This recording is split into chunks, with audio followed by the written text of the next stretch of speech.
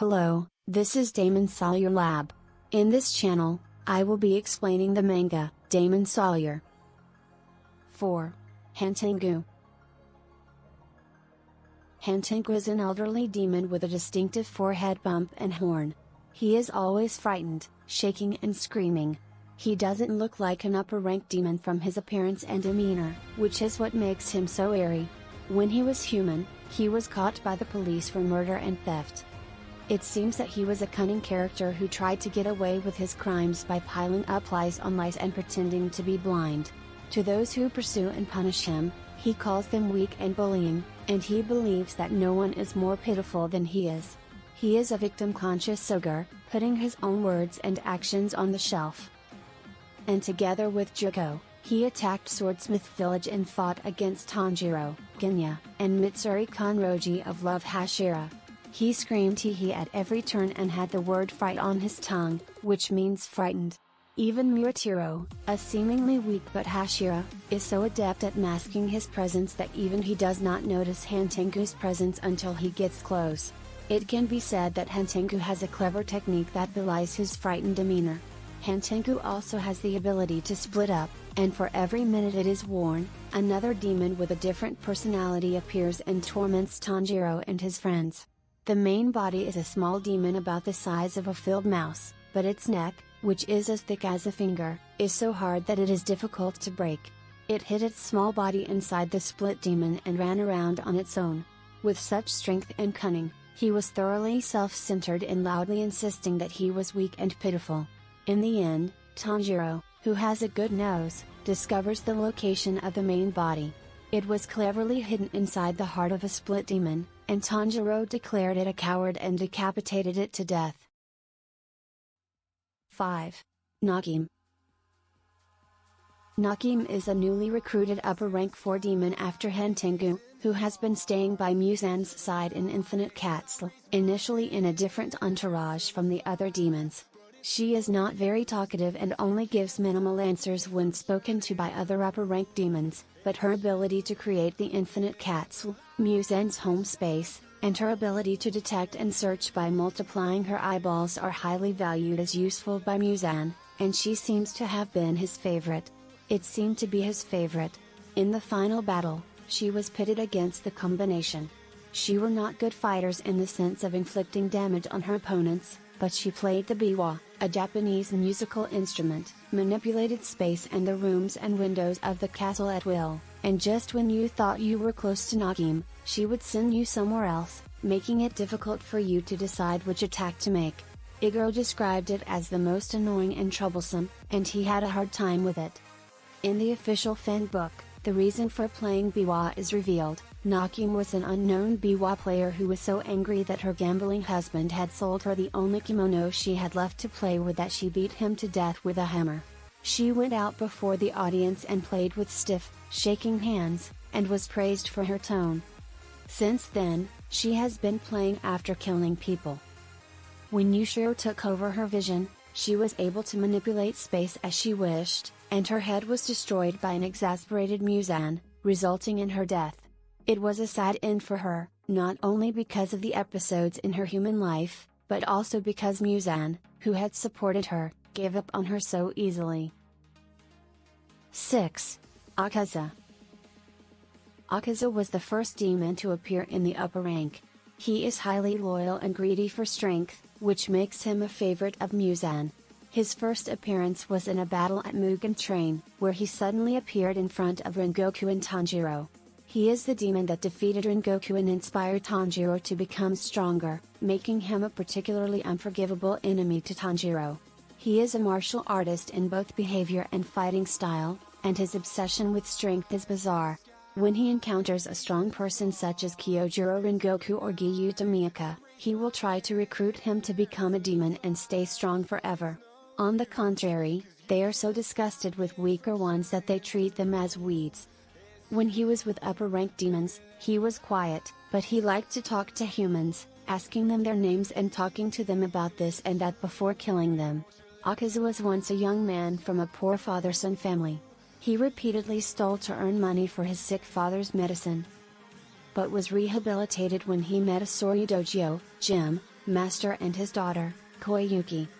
However, shortly after his meeting with Koyuki, the master and Koyuki were murdered.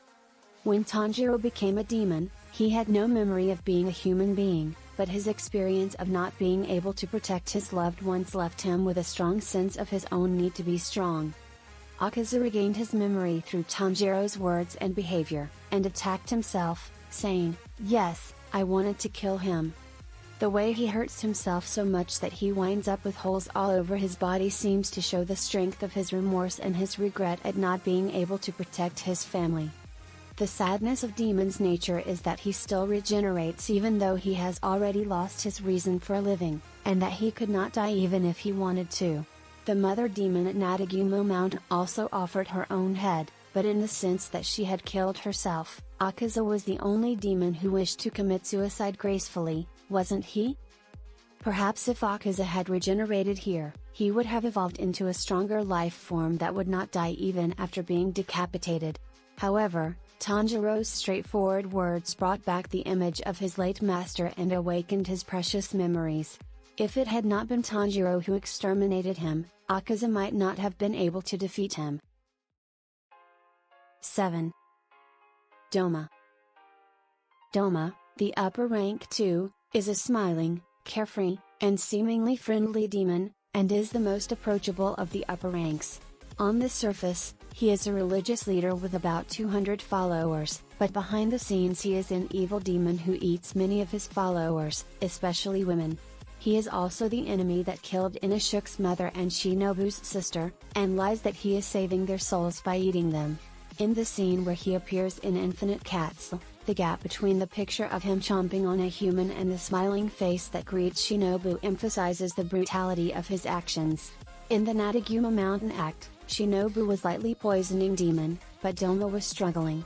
Shinobu managed to defeat Doma by weakening him with a life-threatening poison, and Nakao and Inosuke, who ran after him, managed to cut off his head. Shinobu decomposes every poison he hits, and Doma even seemed to be enjoying himself, saying, "Next time, let's try another poison." Doma's psychopathic behavior is eerie, as he even seems to be enjoying himself. Doma, who has no feelings, seems to think nothing of hurting himself.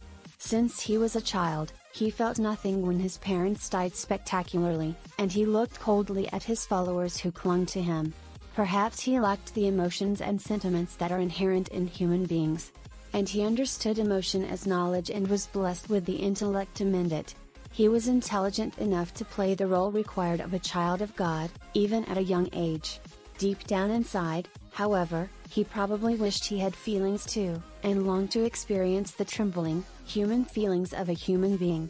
This conflict can be seen in the fact that he kept Inosuke's mother, Kotoha, close to him because she had a beautiful heart, and that he was trying to imitate a romantic relationship with a human woman. That is why he said to Nakao, "You don't feel anything, do you? What were you born for?" I think that is why Nakao was the first person to touch her in a painful way, and the first time she showed her anger. Nakao, who had originally suppressed his emotions, was the one who was able to say the hardest words to Doma. The contrast between Nakao, who regained his emotions after meeting his friends, and Doma, who died without understanding his emotions until the very end, is striking. 8. Kokushibo. Upper rank 1 Kokushibo was originally a swordsman in the Demon Slayer Corps of the Sengoku period. He is the twin brother of the genius Urayachi Tsuhikuni and comes from a family with excellent swordsmanship. Urayachi Tsuhikuni is a person who uses the sun breathing and laid the foundation for the current Demon Slayer Corps during the Sengoku period. While many demons have little memory of when they were human, Tsuhikuni unusually remembered his own name. The refined swordsmanship from his human days, combined with the demon's characteristic vitality and regenerative powers, make him the strongest assassin worthy of the upper rank 1 name. His calmness and disciplined strictness give him an exceptional dignity compared to other upper ranks. He was trusted by Muzan as a business partner because of his strength and calmness. It took a 4-man team including Moichiro Tokido, Gyomiya Himejima, and the Shinazugawa brothers, Hashira, to defeat Kokushibo. Although Kokushibo flinched for a moment, Morichiro was admired even by his enemies as he boldly attacked and cut his way to the top.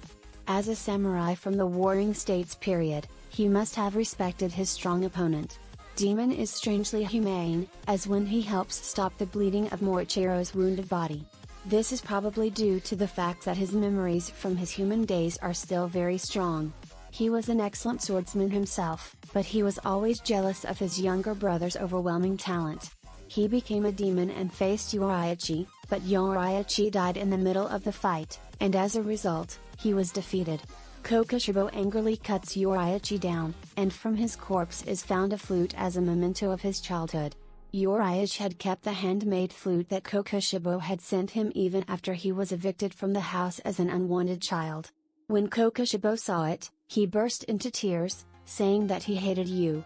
Kokushibo must have been unable to shake off the complex feelings of envy and hatred, but also dazzlement and admiration, that he had felt for hundreds of years. After losing the battle with Gyomi Himejima, Yoraichi, I wanted to be you.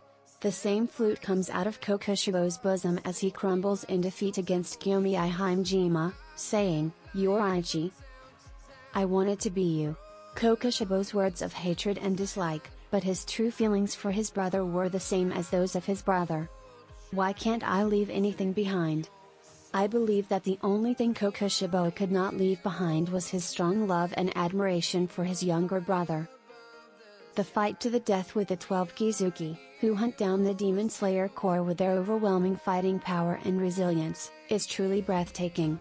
All of the demons have taken many human lives, but each of them had a very sad and painful past and conflicts. The episodes that cannot be read without tears are so heart-wrenching that one cannot help but hope that they will be happy in the next life, even though they are enemies. I think these fascinating enemy characters are also an important point to color this work. I am sure that many people were moved by the episode of Akaza's Human Days. I am sure many of you were impressed by the episode from Akaza's Human Days. We will continue to deliver videos to show you how great Demon Slayer is, so please subscribe to our channel and give us a high rating. That's all for this time. The remaining 3 will be explained in the next video. Please subscribe to our channel. See you in the next video.